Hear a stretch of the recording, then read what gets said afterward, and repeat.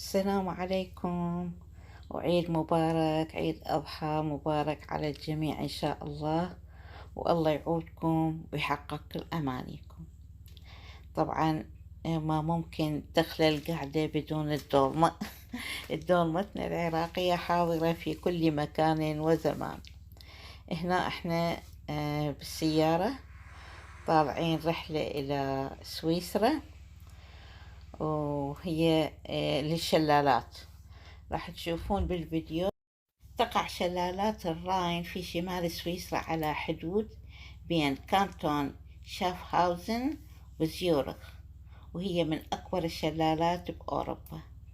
يبلغ ارتفاعها 23 متر وعرضها 150 متر، وهي مكان طبيعي رائع وعامل أساسي يجذب الكثير من السياح من أنحاء العالم إلى سويسرا.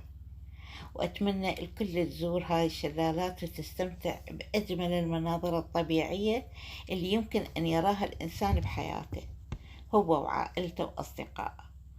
ويمكنك أيضا ممارسة السباحة في حوض الشلال وركوب القوارب لمشاهدة القلاع المحيطة بها والصخرة الكبرى الواقعة بالقرب من شافهاوزن، من أكبر الشلالات في أوروبا. هاي الشلالات هي من أكبر 10 شلالات بأوروبا، وهي شلالات نهر الراين. هي المنبع، يعني هي منبع وبداية نهر الراين العظيم بسويسرا، وبعدين تتجه إلى ألمانيا وشمال أوروبا.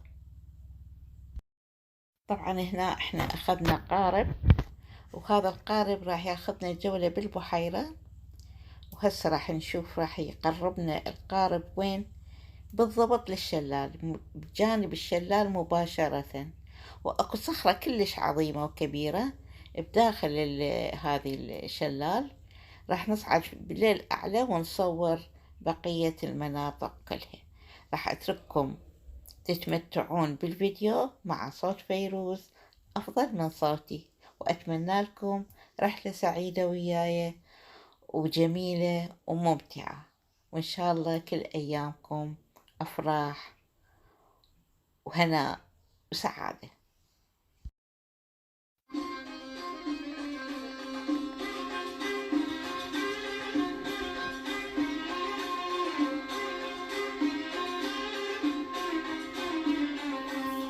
سألوني الناس عنك يا حبيبي، كتبوا المكاتيب وأخذ الهوى بيعز علي يغني يا حبيبي، لا أول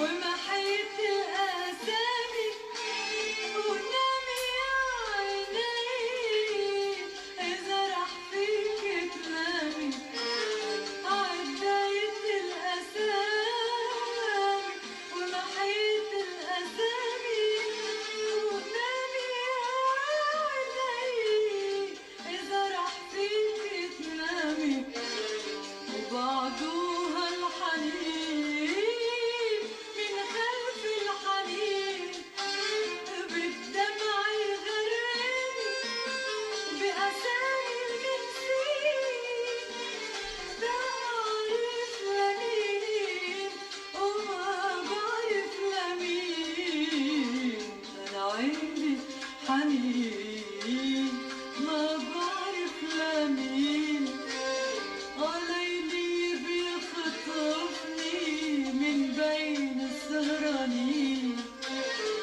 بصير يمشيني لبعيد يوديني لا أعرف لمين وما بعرف لمين